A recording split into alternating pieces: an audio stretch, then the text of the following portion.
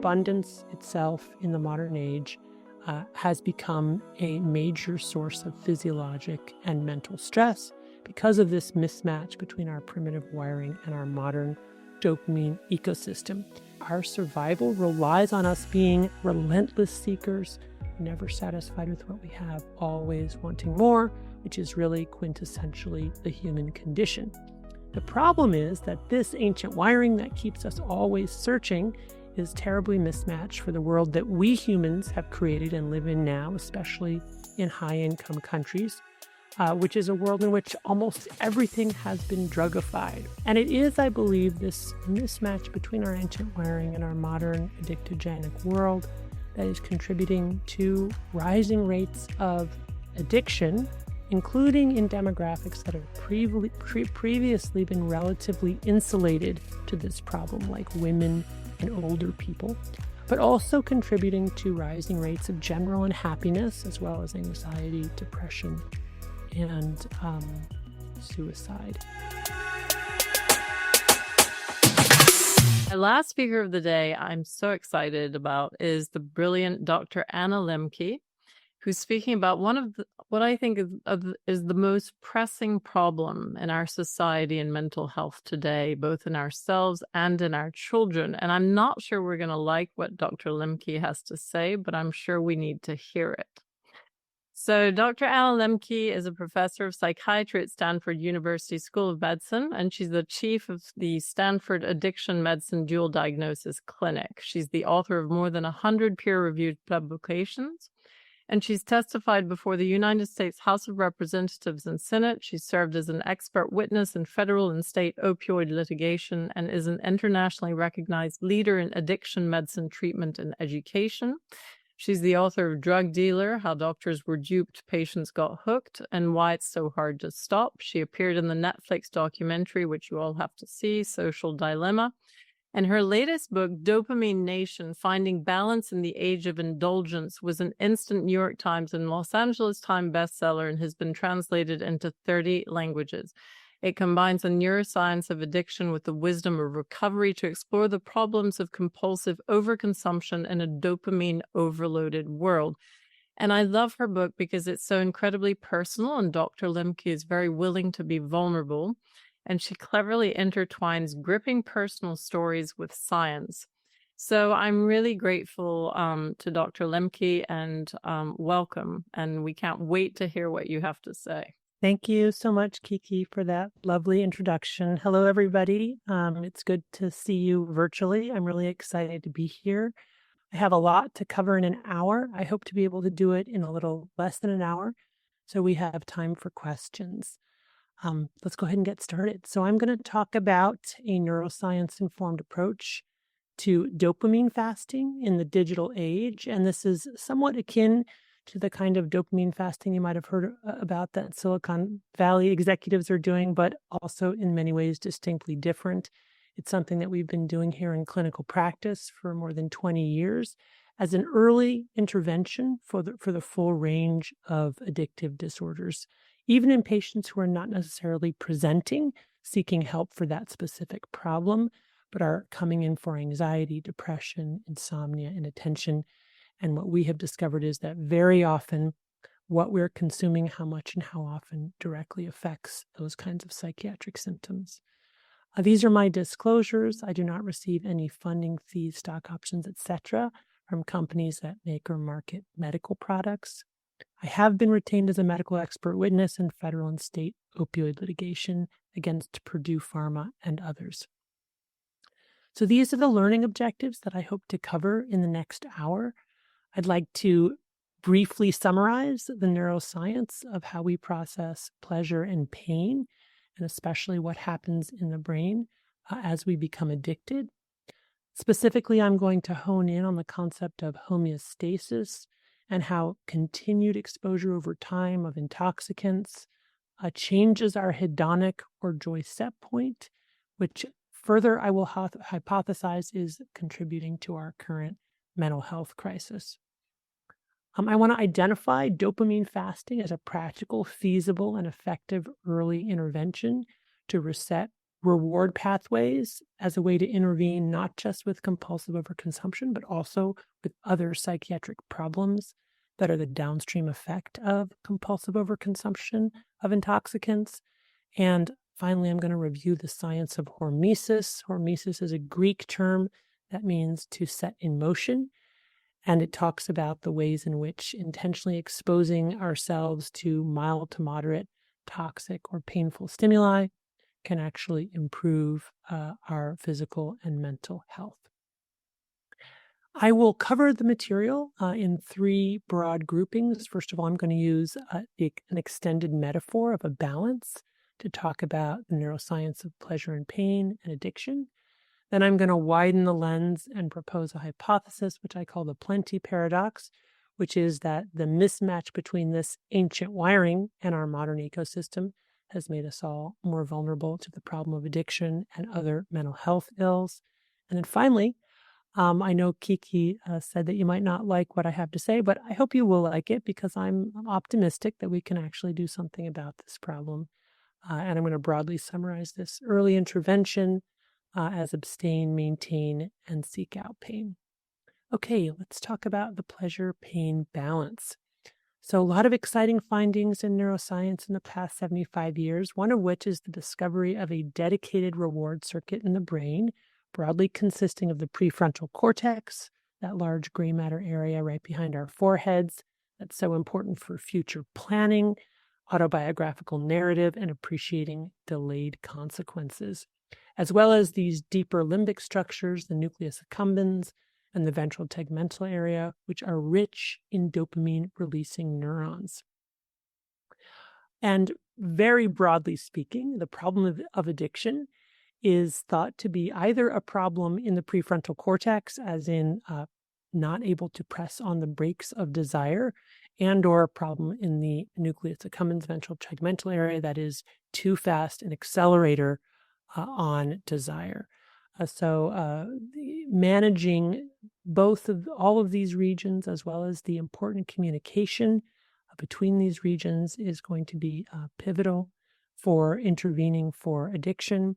And in fact, it's very interesting to note that transcranial magnetic stimulation is now being studied as a treatment for addiction, specifically by stimulating or upregulating prefrontal cortical transmission and function and downregulating these deeper limbic areas.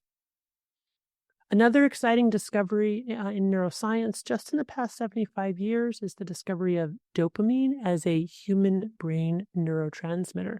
It was long known to be a neurotransmitter in animals, but only in the 1950s was discovered as a human brain neurotransmitter. And since that time, there's been an explosion of research on dopamine.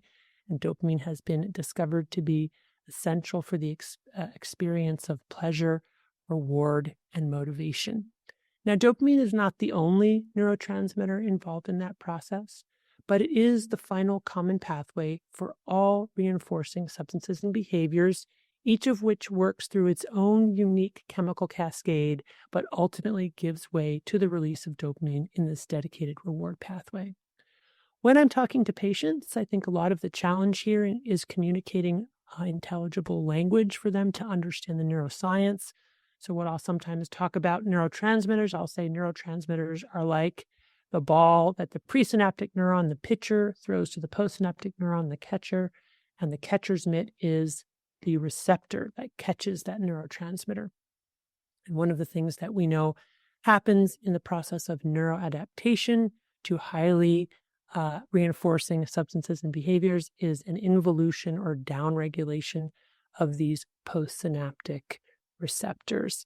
In other words, that catcher, he takes his mitt and goes home, and I'll talk more about that in a second. So this is an image that is essentially an amalgamation of very many experiments in rats and mice looking at how dopamine levels change in response to certain stimuli. We are always releasing dopamine at a baseline tonic level in our brain. And how much dopamine is released in response to a substance we ingest or a behavior that we engage in is on some level predictive of how addictive that substance or behavior is. In rats and mice, chocolate increases dopamine firing 55% above baseline, sex 100%, nicotine 150%, cocaine 225, and amphetamine around 1,000.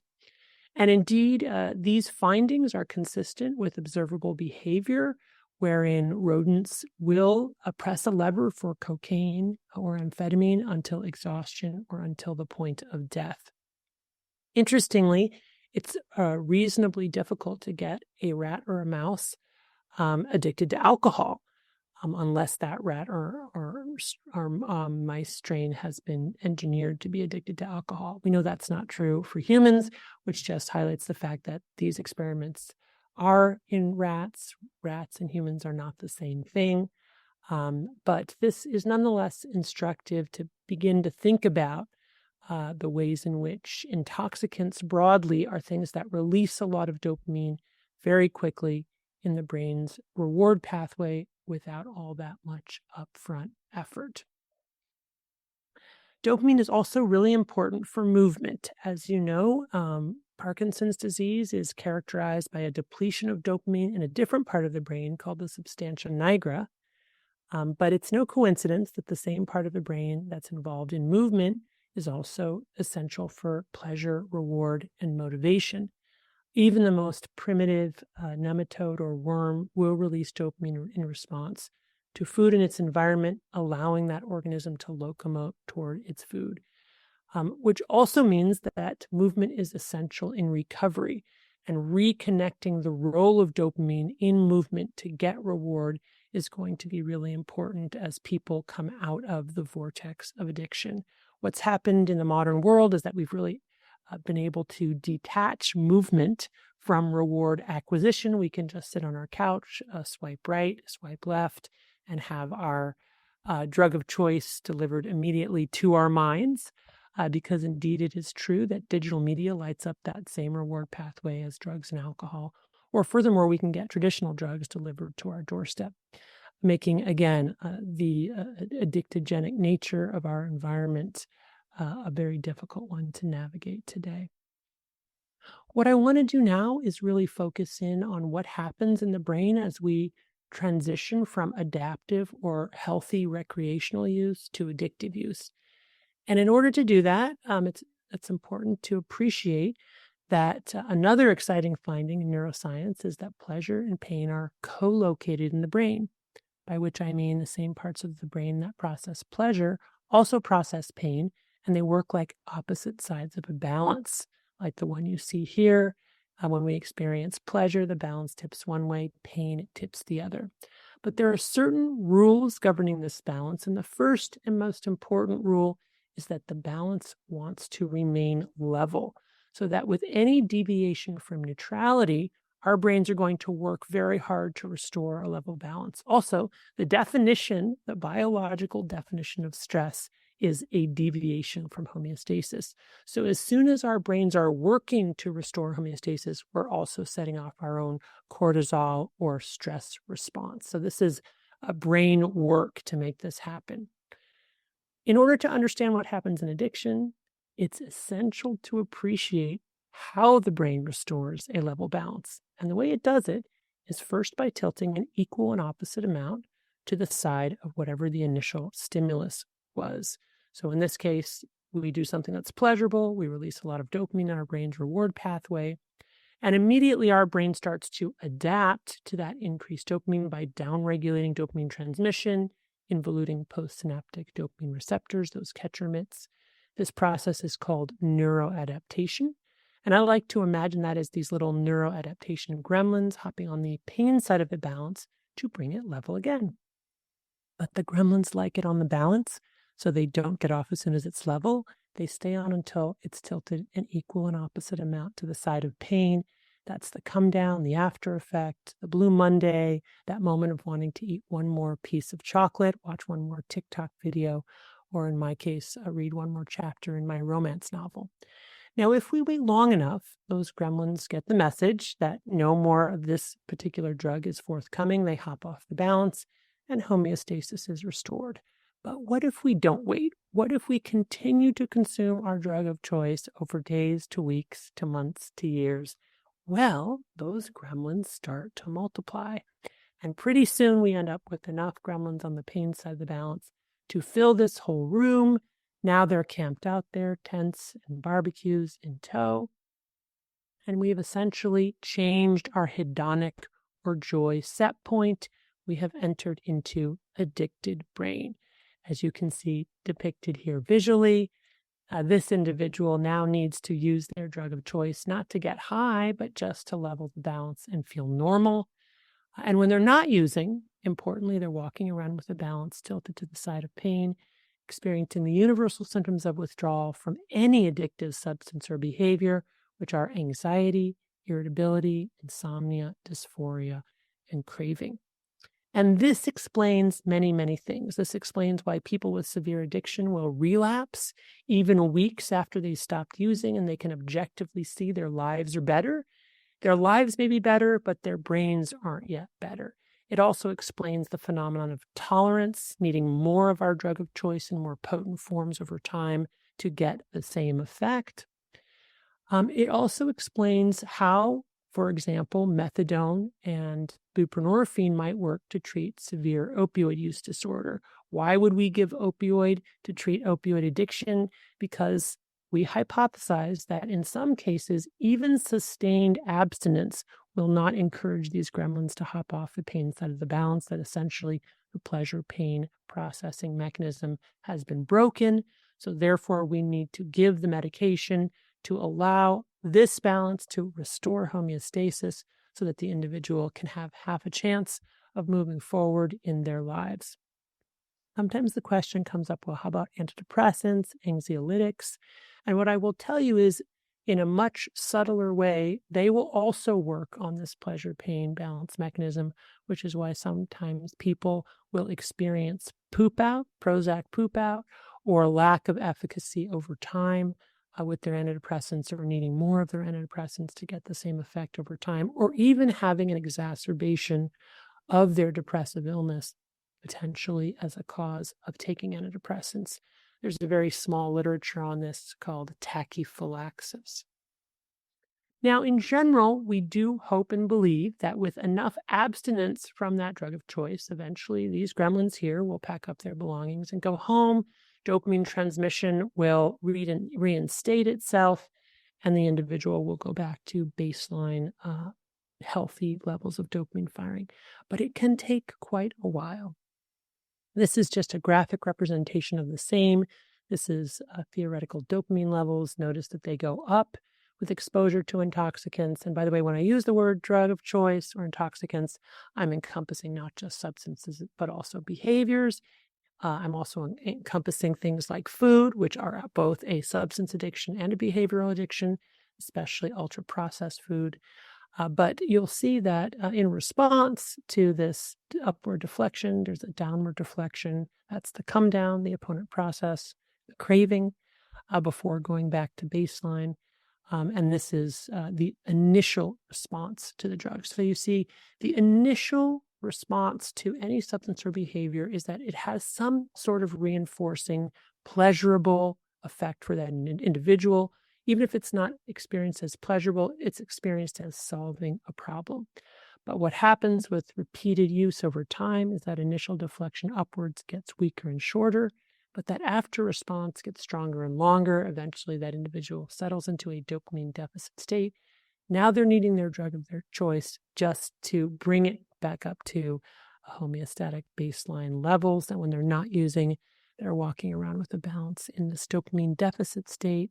They have subthreshold levels of dopamine firing, and they will come in and say that they have depression or they have anxiety, and that they need their drug of choice as a form of self-medication. And to some extent, that is accurate, but what they very seldom appreciate is that it's the drug itself that created the dopamine deficit state that simulates the psychiatric disorder, and that the real intervention is for them to stop long enough to reset reward pathways. And we'll come to that when we talk about our intervention.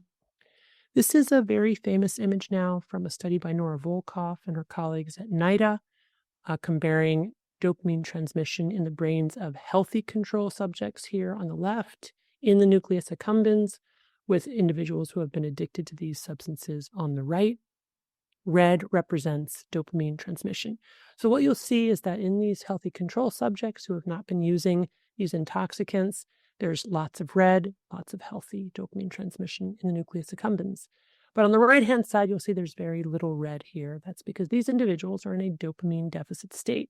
And what I think is essential to appreciate here is that these images were done in these addicted individuals 2 weeks after they stopped using their drug of choice, which tells us that 2 weeks is not long enough to reset reward pathways, and also very consistent with clinical experience, where in the first 10 to 14 days after stopping use, people go into acute withdrawal. Sometimes that withdrawal can be life-threatening, especially with alcohol, opioids, and benzodiazepines. This is just a graphic representation of the same.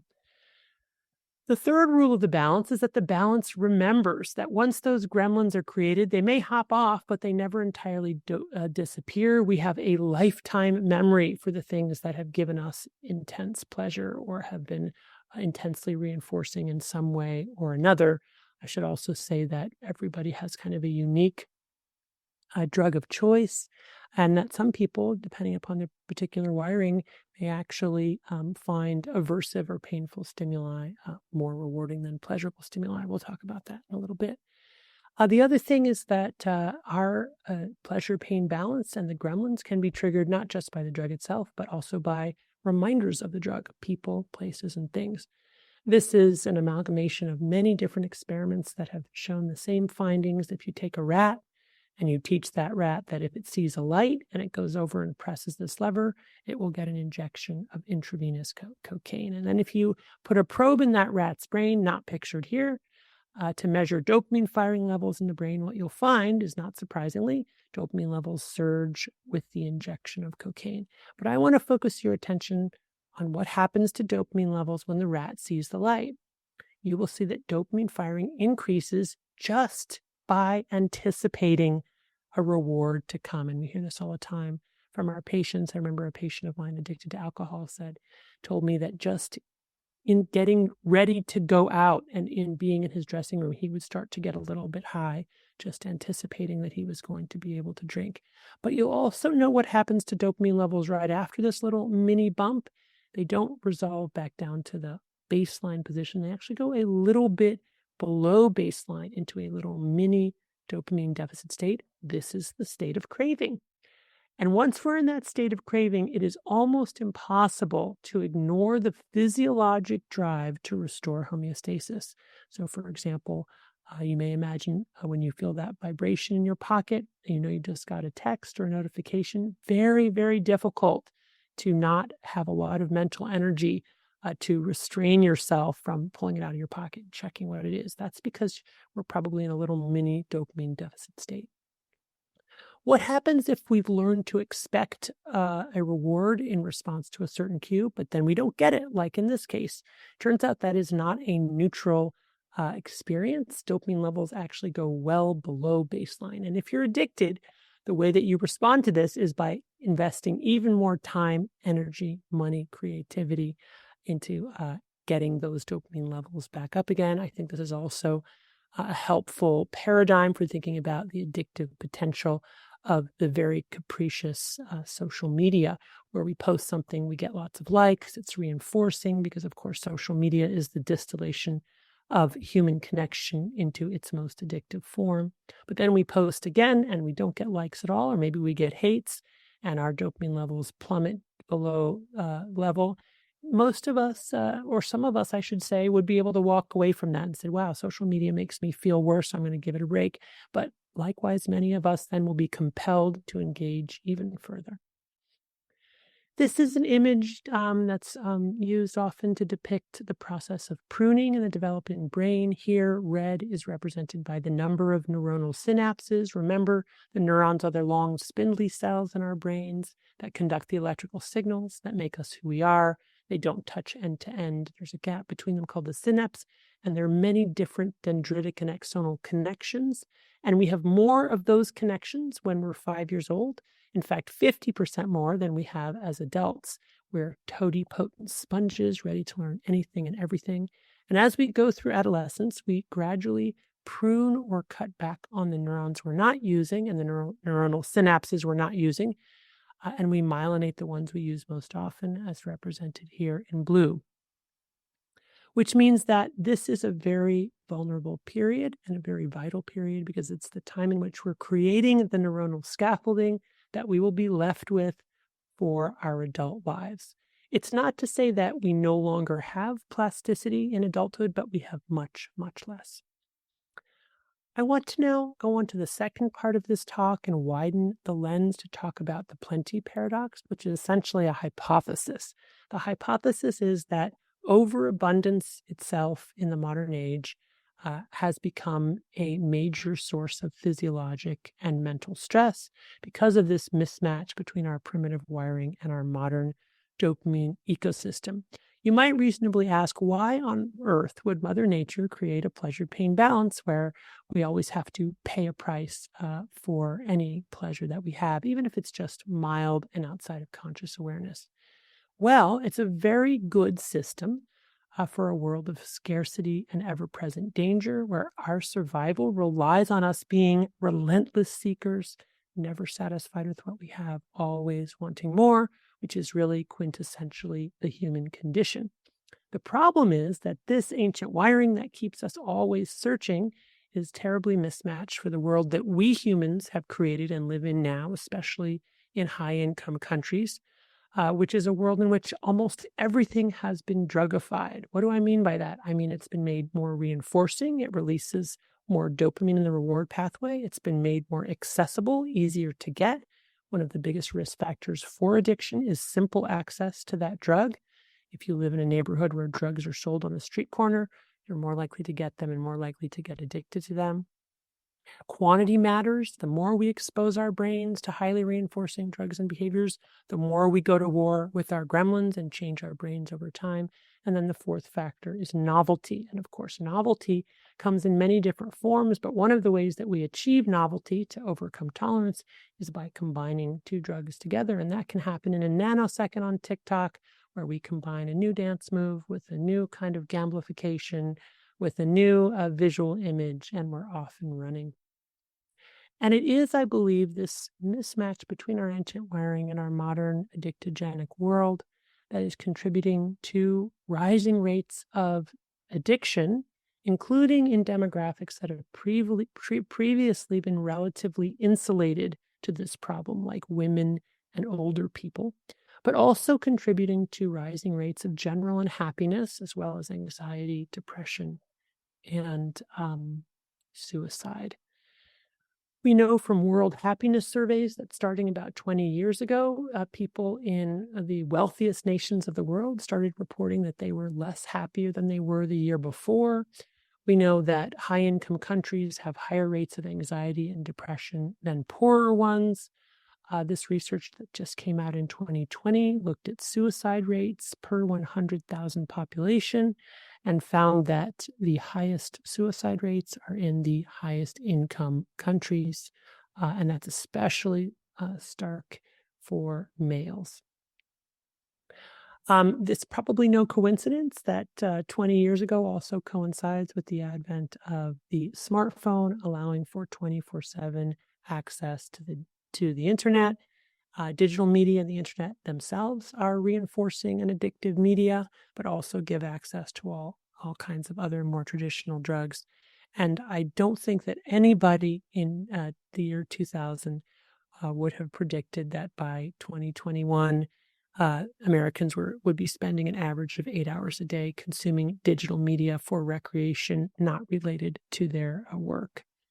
So this is definitely a part of the process. This is not to say that technology has no merit. And even if it didn't, we're not putting the genie back into the bottle, but it does mean we have to have honest conversations about the dark side of this technology. What I want to do in the time that I have remaining is talk about a clinical intervention that we have adapted over the last 20 years or so. to try to target the problem of compulsive overconsumption, not just of substances, but also of behaviors like consumption of digital media, pornography, online shopping, social media, video games, online gambling, you name it. And the approach broadly is abstain, maintain, and seek out pain. And we use a framework that can be circumscribed or described by this acronym, dopamine. And I'm going to walk you through that very quickly. So the D stands for data. This is how we enter into these conversations, where we just simply ask people what they're using, how much, and how often. We don't talk about the DSM criteria for addiction. We don't use judgmental language. We just say, hey, do you drink alcohol? How much do you drink? How often? This intervention or way of starting serves two very important purposes. The first purpose is that we get the information, and what you should be listening for is both daily use and binge use.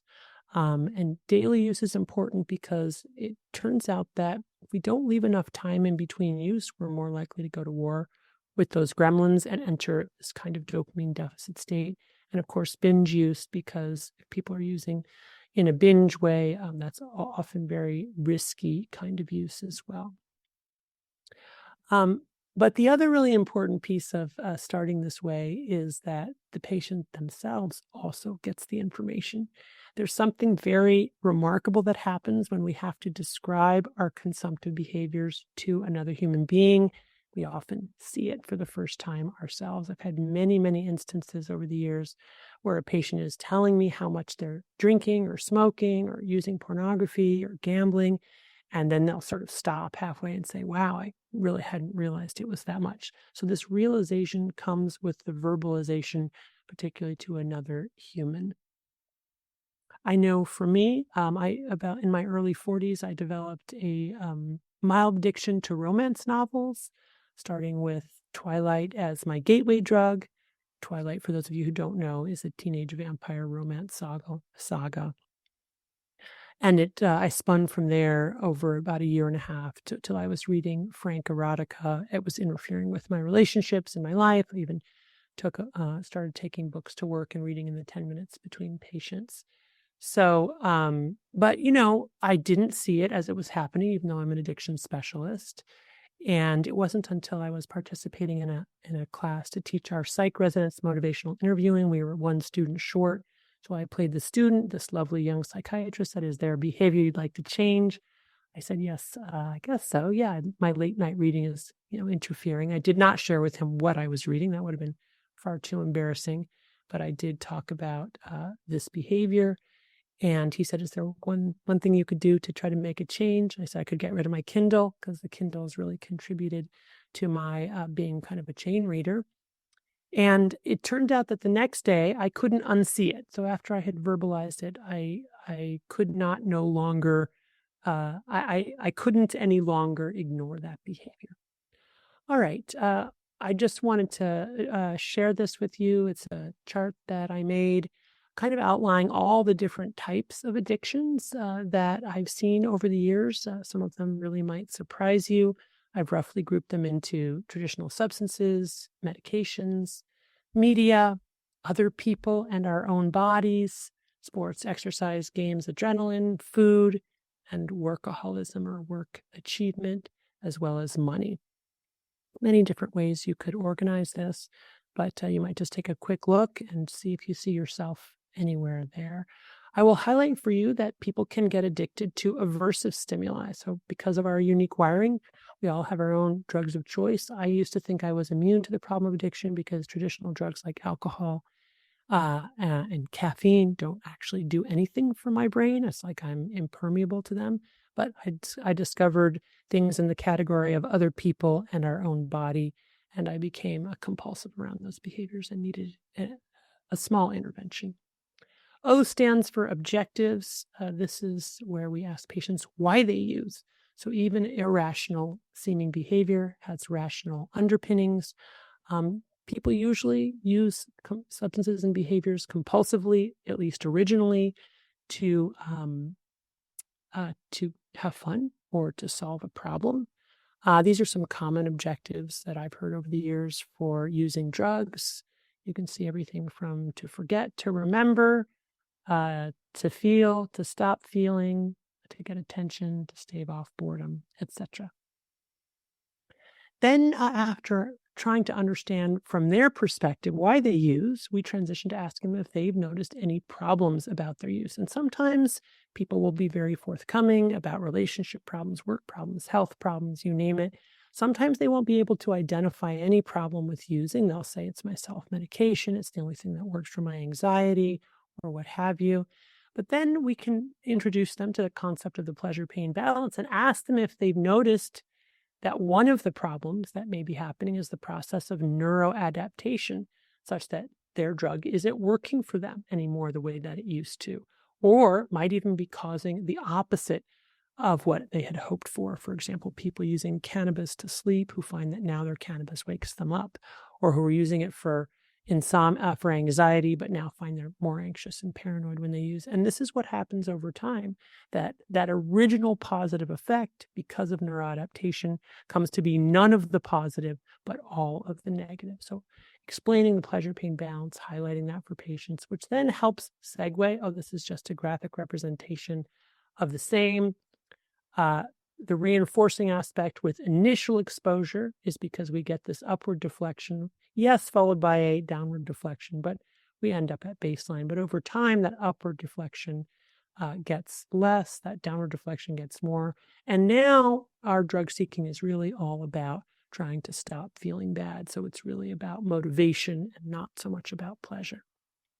Which brings us to the intervention, which is abstinence and asceticism. This is where we ask our patients to abstain from their drug of choice for 30 days. Why 30 days? 30 days is an amount of time people can reasonably wrap their head around. Even if I'm thinking, oh boy, this person should never have a drink again, or this person should really never, this person has a serious sex addiction, this needs to end. Nonetheless, we ask for 30 days. And the other reason for that is because, as you saw, 2 weeks is insufficient to reset reward pathways. And typically by weeks 3 or 4, people are coming out of that acute withdrawal state, endorsing feeling much better. And so there's a kind of aha moment. Oh, wow, I thought this substance or behavior was helping my anxiety, depression, or giving me pleasure. But now that I've stopped it for 4 weeks, I can look back and see that it wasn't actually doing the thing that I thought it was, and that I feel better without it. And hence, then folks are motivated to make a change in their life, either to continue to abstain, or if they want to return to using less. And we don't have to do all the persuading. Now, you might reasonably ask, how on earth do you abstain from things like digital devices, or from if they have a sex addiction, or if they have a food addiction? Here we use this kind of bullseye image adapted from Gambling Addiction, 12-step groups from Gamblers Anonymous, where in that center of the bullseye, people put what they define as their drug. So for sex, it might be sexting, watching pornography, and masturbating, or really just having an orgasm with anybody but my partner. That could be, the thing that I'm going to abstain from. The middle circle is the triggers, so the things the stepping stone phenomenon that get me to crave. For me, believe it or not, it was listening to pop music, which is often about love songs and romance. That would set me up craving to read romance novels. So for a while, I didn't listen to pop music. And then that outer circle is the healthy behaviors that we can use to counteract these maladaptive behaviors. These are the behaviors that we want to approach and do more of, like being in nature, connecting with humans, etc. So it's important to plan for the detox. You probably don't want to hit people over the head with it in that very first visit, although sometimes we do. But maybe to choose a special date that's meaningful for them, and to anticipate those universal symptoms of withdrawal. And the idea is, again, by abstaining for long enough, the gremlins hop off the pain side of the balance, homeostasis is restored, and we recapture our ability to take joy in simple and more modest pleasures, but really, even more important, we get out of that state of constant craving, where we're not constantly wanting that thing. So it's super important and really exciting to walk with patients through that journey and see how much better they feel when they get to that point.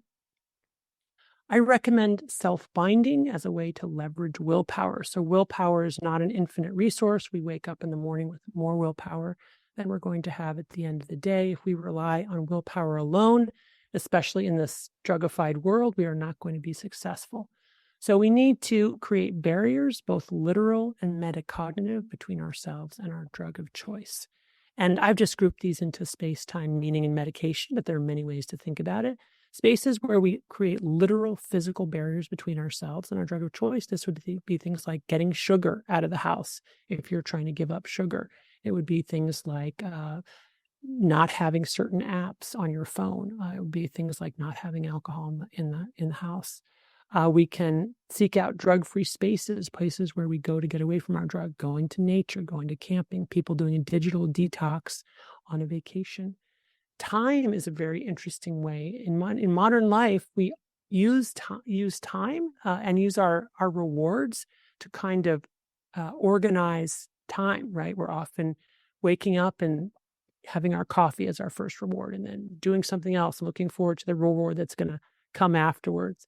So dopamine fasting is a really interesting opportunity to kind of look at the way in which we organize time through rewards, but also if the goal is moderation, we can even think about scheduling a time for indulging, like scheduling a time for watching silly YouTube videos. If that was the thing that I originally gave up when my fast is over, I might do that. Thinking about the meaning of the substance that we're using. Really, when you think about digital devices, they're really amazing tools, but they're also very powerful drugs. And we want to use them as tools and not as drugs.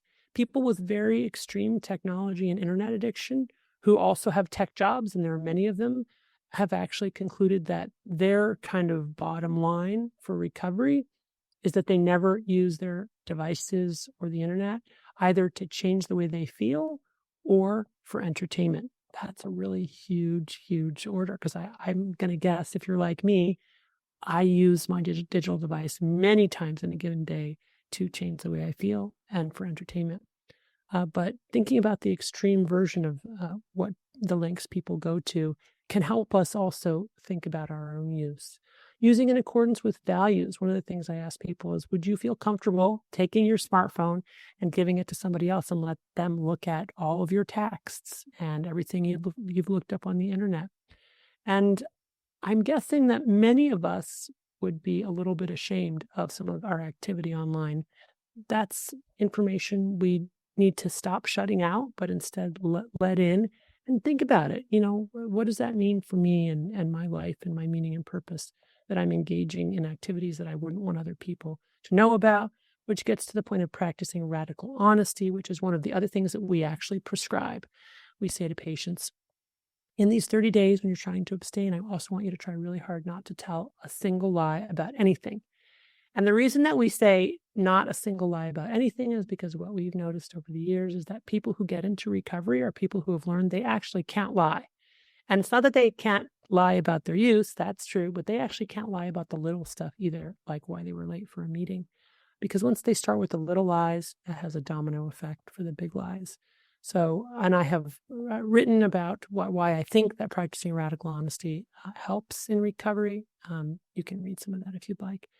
And then secondly, we do use medication like opioid receptor modulators like naltrexone, which block the opioid receptor and inhibit the rewarding effects of alcohol, which is mediated in part through our own endogenous opioid system, but also interestingly helps with craving, because when we get triggered or reminded to consume alcohol, we probably don't get that same hit of dopamine just from the reminder, which means we also don't get that dopamine deficit state that creates the craving.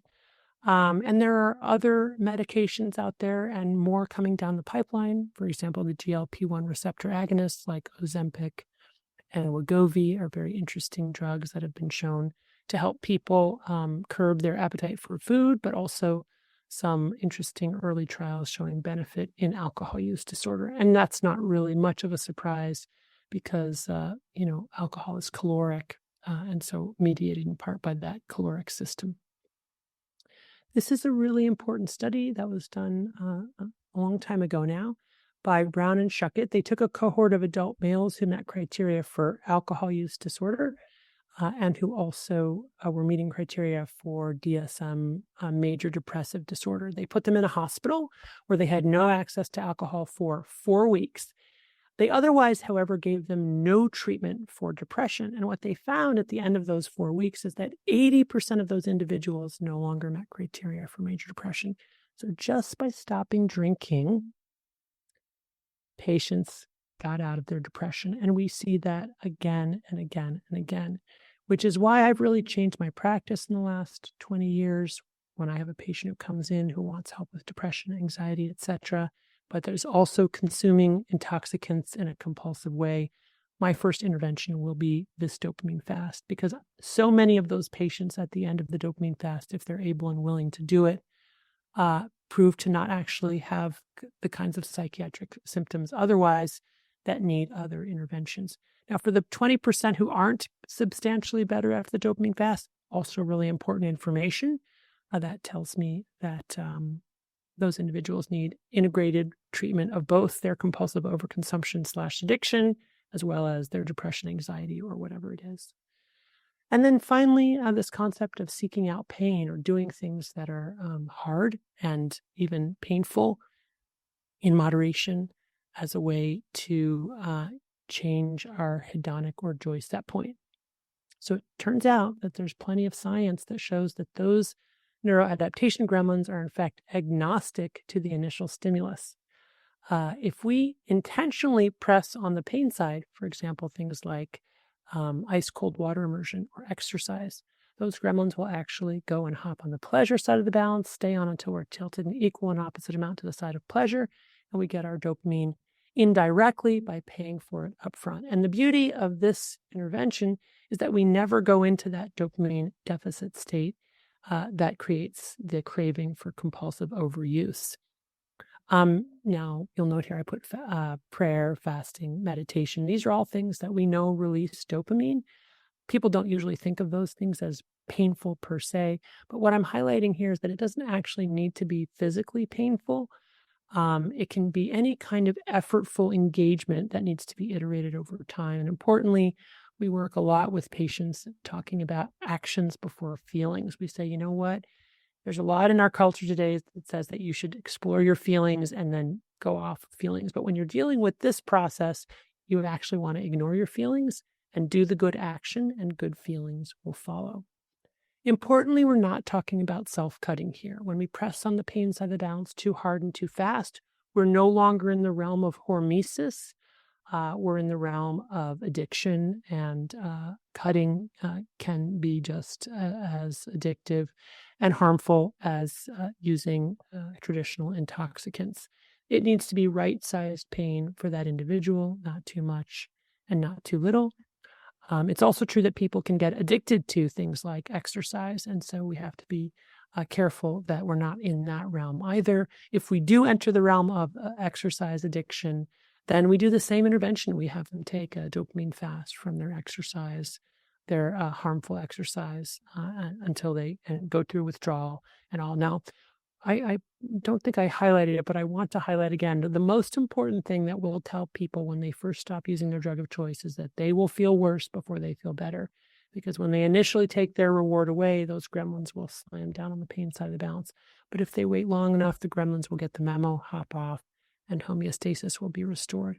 This is just a graphic representation of what happens to dopamine levels when individuals first start exercising or when they first go in an ice cold water bath. There are studies on this showing that dopamine levels gradually rise over the latter half. These are generally measured through blood plasma components. But then look at this, they remain elevated for hours afterwards before going back down to the baseline position. So by paying for our dopamine up front, we never enter that dopamine deficit state. Here's a list of different ways that my patients have reported they can do things that are hard in the moment, but then make them feel better afterwards. You'll notice that some of these activities are really pretty mundane activities, but when we do them unplugged, they actually can become painful. Why is that? Well, because in this day and age, we're constantly stimulating ourselves, listening to music, listening to something online, watching something. We're hardly ever just sitting quietly. And so it can actually be a source of painful withdrawal when we get ourselves to do that, but so important in order to let our brains rest. And again, just highlighting, we want to be really careful we don't get addicted to pain. There are interesting studies showing that some strains of rat will run on a running wheel till exhaustion or death, just like other rats will press that lever for cocaine. So depending upon a unique organism's wiring, even effortful engagement can be painful, so beware. And then finally, we want to talk about mindfulness. You all know what mindfulness is. It's our ability to observe our thoughts and actions without judgment. Really important opportunity to do this when we're not reaching for our drug of choice. Dealing with boredom is a very common complaint during the dopamine fast and in recovery more broadly, and just learning to sit with painful emotions and mindfulness can help. And then also insight. Again, this is this aha moment where people realize the drug they thought was helping was actually harming, which motivates them to change their behavior. And that's when we talk about next steps. If the patient was able to do the dopamine fast and they felt better from the dopamine fast, then we say, do you want to continue to abstain, or do you want to go back to using your drug of choice in moderation? And the vast majority, the first time around, will want to go back to using in moderation. Some are successful, some are not. We meet patients where they are. After several iterations, patients may decide, you know what, moderation doesn't work for me, I'm going to abstain. Others may say, yeah, moderation's worth the effort. Others may clearly identify themselves as not being able to moderate. This is just a study along with several others showing that some people who meet criteria for alcohol use disorder can actually, after a period of abstinence, go back to using in moderation. And also some new studies coming out showing something that we know clinically is true, but it's just nice to have data on it to talk to patients about, that reducing cannabis using days improves quality of life, and reducing cannabis using days and amounts improves depression and anxiety. This is so important because of this false self-medication narrative that people are using cannabis to treat their mental health disorders. I will tell you that there is, in fact, no reliable evidence that cannabis works for any psychiatric condition. So it's really important to get that information out there. Once we've come up with a very specific plan with our patients of what they're going to use, how much and how often after they've completed the dopamine fast, we send them out into the world, have them try it out, come back a month later, tell us how it went, and modify the plan accordingly. In conclusion, I just want to highlight, I've been focusing on what we as individuals can do, but this is obviously not just an individual problem. This is a societal problem that affects families, communities, needs to be addressed by governance. This is a cheeky sort of meme here that speaks to the fact that these corporations are really not invested in helping us help ourselves, and they need to be. And so calling them out and creating guardrails and regulations so that we're consuming this technology in a way that's helpful for our society and not harmful. These digital media and digital drugs are addictive by design. This promoted content leads to extreme content, polarizing communities. The AI algorithms learn what we've liked before and then send more potent versions of the same, which accelerates the addiction narrative. Tracking needs to stop. So in other words, I believe, this is my opinion, I believe we need to stop promoted content. We need to stop tracking. We need to stop the quantitative comparisons that drive overuse, the things like the likes and the rankings. Dopamine is very sensitive to numbers.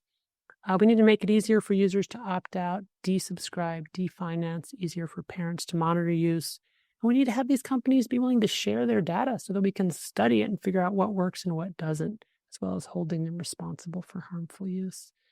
This is already happening. The Chinese government, for example, has limited video games to minors. They can only play 2 days a week, 2 hours a day. Parents across China were thrilled with this. This could never happen in quite this way in the Chinese government, in the United States, I mean, because we don't have a kind of authoritarian government. But nonetheless, these are the types of things that we need to think about. This is happening in a limited way.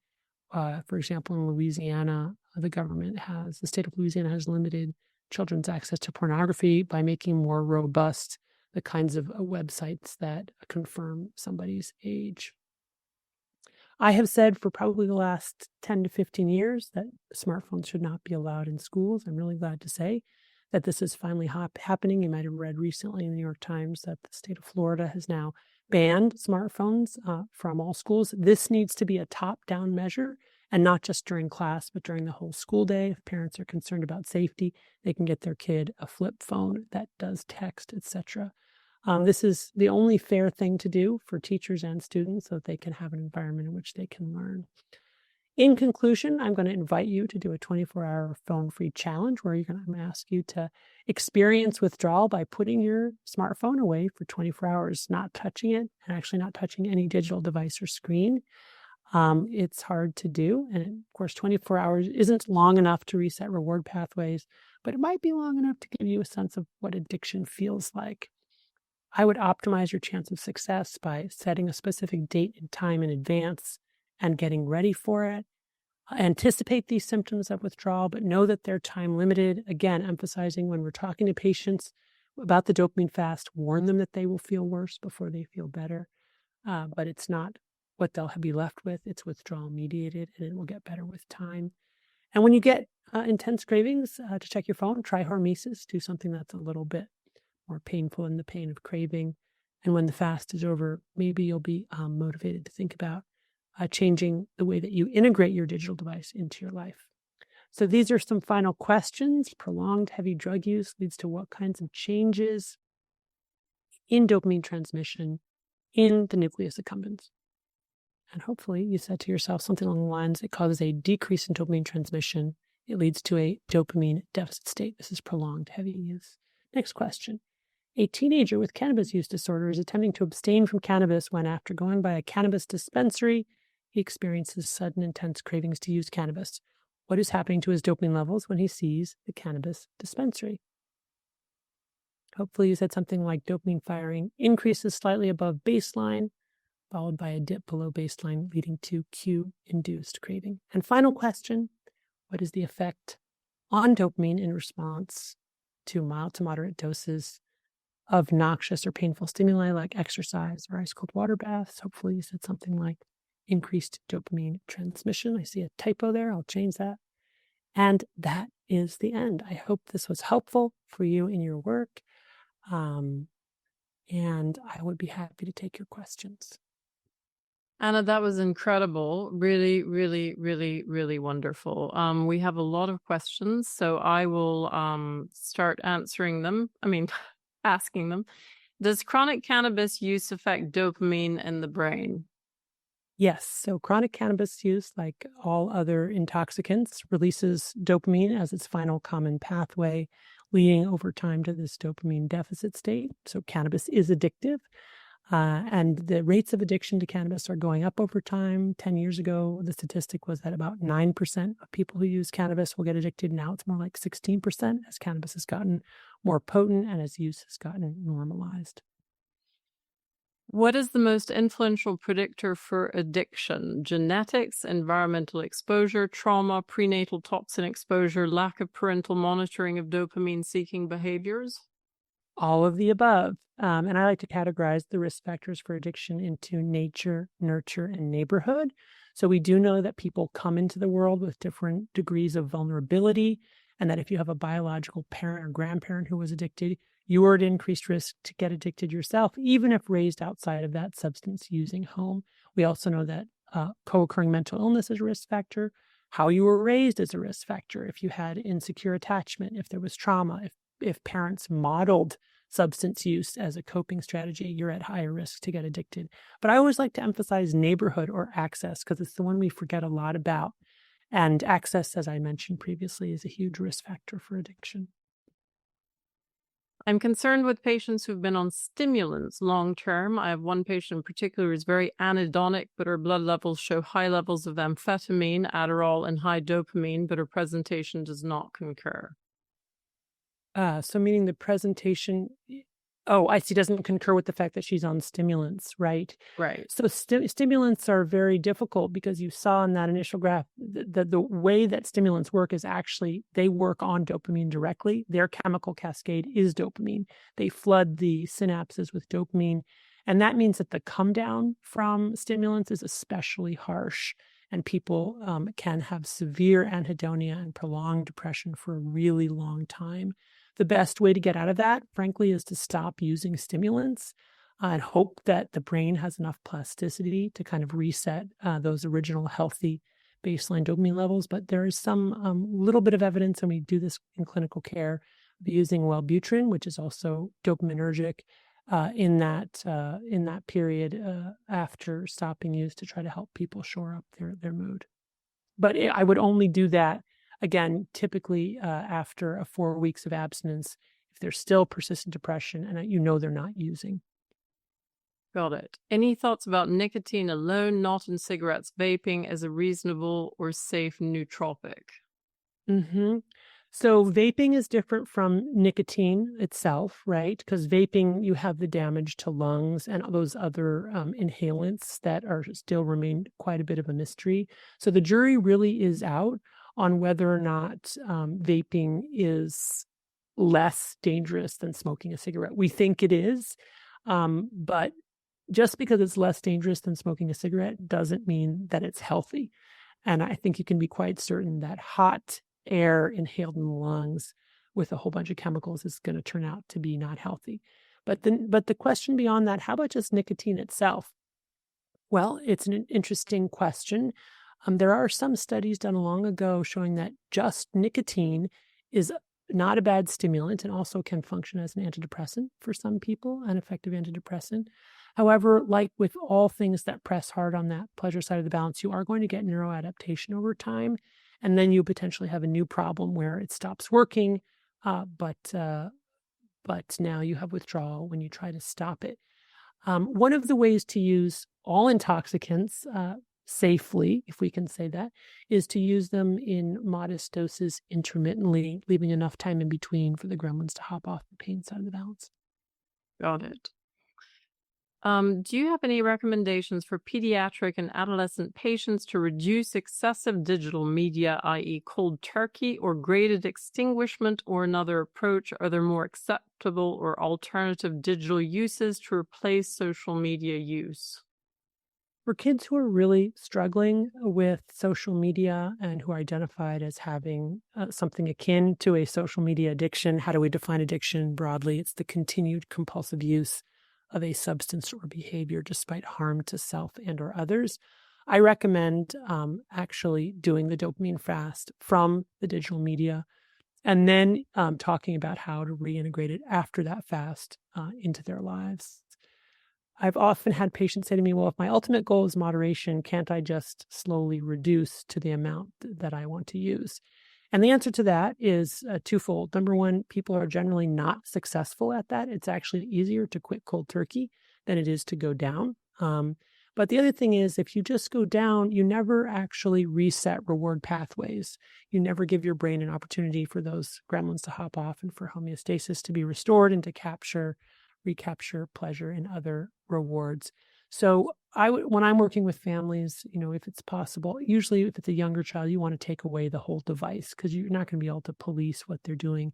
You take away the device, you monitor their usage when they have to do homework and this and that, but you really go into, a fast. And I warn families that their child will likely get extremely dysregulated in the first 2 to 3 days, temper tantrums, screaming, threatening suicide in some cases.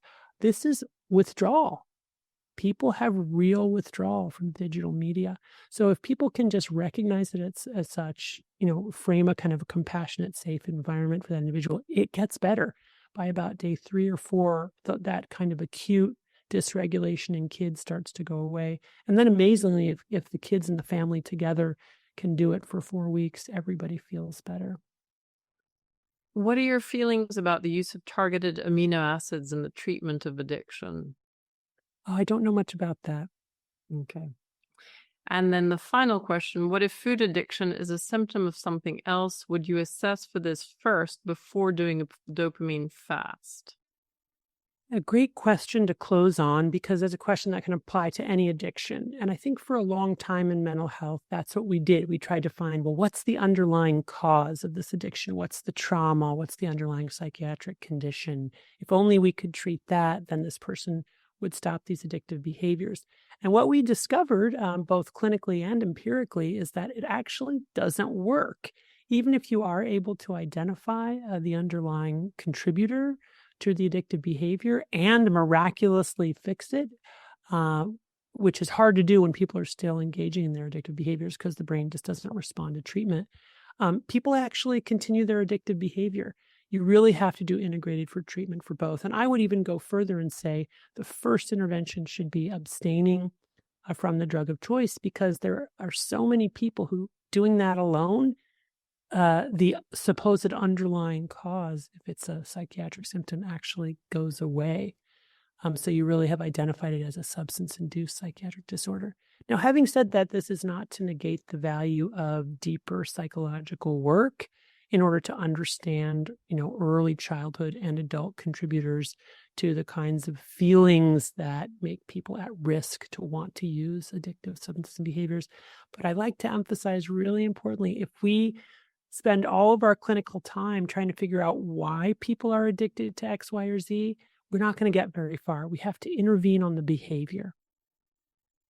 That is absolutely fantastic. And, as a comment has just come in, your book was so wonderful. Thank you for writing about this in such an interesting and informative way. And I certainly second that. And I think everybody does. It's a brilliant book.